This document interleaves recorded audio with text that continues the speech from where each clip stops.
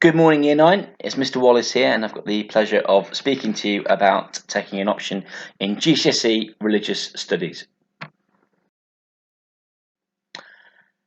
So, first of all, the GCSE course in Religious Studies is 100% exam. You will sit two papers. They're split into two parts. Each of them is split into two parts. So in total, you have 8 exam papers to sit, but that will be in 2 exams. So paper 1 is all about the study of 2 religions, and we will do Buddhism and Christianity. Collectively, that will take up half of your GCSE. And then you've got component 2, which is entitled Religious, Philosophical and Ethical Studies in the Modern World, and that's the other half of your GCSE. Now, all of component 2 is done from a Christian perspective. So, in other words, Christianity will take up 3/4 of your exam and Buddhism 1/4. But let's look at it in a bit more detail. So a lot of you in your character education, which is now religious studies, have already started some basic beliefs about Buddhism. So you will go into that in a lot more detail, looking at the story of the Buddha, the origins of the Dhamma, the ethical teachings and application of Buddhist principles in modern life as well. And so that will be your Buddhism paper. The Christianity paper is about the traditional beliefs about the nature of God, the concept of the Trinity, the problem of evil and suffering, the idea of how can there be an all-loving, all-powerful God that exists when there is suffering that happens in the world, things like the current COVID outbreak, things like natural disasters. And so for some people, they would say, well, that's evidence there that God does not exist. And so the course really is an opportunity to learn about Christian responses to those issues as well as other things. So that's paper 1. Paper 2, you've got 4 topics. Okay, and as I said before, this is all done from a Christian perspective. The first part of paper 2 will focus on these 2 topics here: relationships and families, and the existence of God and the ultimate reality. So in the first part, you'll look at things like the Christian teachings about marriage, the views on divorce, the views on the roles of men and women in society, and the idea of equality and prejudice and discrimination. All of that and many more things will be discussed in that topic there. The second topic is a much more philosophical angle on arguing whether God exists, the philosophical beliefs and philosophical ideas and proof of how you can prove that God exists. Okay, so that's the first part of paper 2. The second part of paper 2 focuses on 2 more topics: religion, peace and conflict, looking at whether it's ever justified to go to war. Is it ever right to take someone's life? We look at the Christian beliefs about the decision making involved with regards to going to war, the concept of justice, and also in the aftermath of forgiveness and reconciliation. The final part of paper 2 is what I'd like to call everything else. I think in terms of content, paper 2's got far more key terms, keywords to get your head around. But if anything, it has a lot more opportunity for your own opinions and for your own discussions and things like that.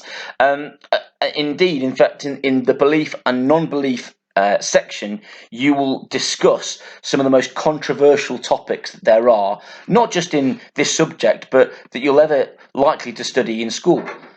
Things like abortion, things like euthanasia, genetic engineering, cloning. Okay, not only that, you'll also look at the role of religion within society, the idea of how much religion should be as part of our education, and how much religion there should be in society for it to be healthy. So there's a wide variety of topics, and you might wonder, well, a couple of questions, sir. Why should I do this subject? I don't want to be a vicar. So what other jobs can I do if I study GCSE religious studies? The answer to that is literally anything. Huge amounts of employers, in fact, all employers nowadays are looking for transferable skills. And in this subject, you will demonstrate all of those huge transferable skills such as writing, debating, critical thinking, creative thinking, public speaking, empathy, and many, many more. Okay, so it's a real opportunity to harness a lot of the skills that you've developed over your time here at Beacon Hill Academy, but also enhance those. So when it comes to year 11 and you do your examinations, it's not just a grade that you'll get, but also you've got the experience of all of these skills that you can take forward to your next course at college or university, but also in the long run take forward into your career. Another question I'm asked is, well, sir, I'm not actually that religious. I don't even believe in God. So what's the purpose and what's the point of doing religious studies if you don't believe in God? Well, personally, I'd say I'm an agnostic. I'd say that I'm not sure whether God exists or not, despite being brought up in a Christian family. And often, I think that's often the best position to be in, because there isn't a susceptible nature for bias. Even atheists, people that do not believe in God, have such a valuable role to play in this subject and have a huge voice that you can use in answering questions, because from a perspective of not believing in a God, you can add a lot more variety to your answers as well. So it's really not about whether you're religious or not. It's purely about whether you find it interesting. And as I say, many past students that would regard themselves as atheists have actually done extremely well in this subject. So, what will this subject look like on a lesson by lesson basis? Initially, there will be a lot of content, especially with regard to Buddhism, because for most of you that's a relatively new religion. So lots of key terms, lots of keywords, and lots of basic knowledge that you'll need to master in for paper 1.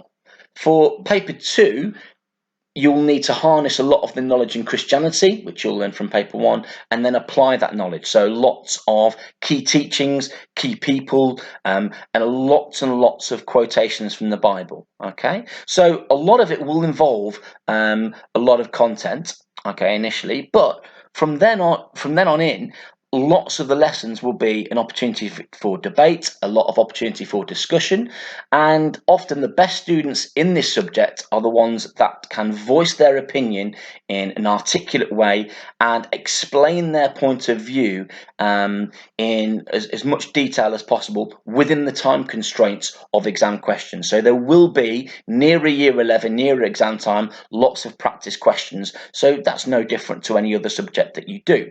However, on another note, I'd like to add that personally, I think it's one of the easiest subjects out there for people who are naturally argumentative or naturally are opinionated, because yes, there is some key terms and keywords to learn and to apply, but essentially all you're doing is explaining your own point of view. So if you have an opinion, if you have an argument, and like I said, there's often, especially with regard to paper 2, there's not really any right or wrong answers. So long as you have an opinion and you can explain that in as much detail as possible, you're going to do absolutely fine in this subject.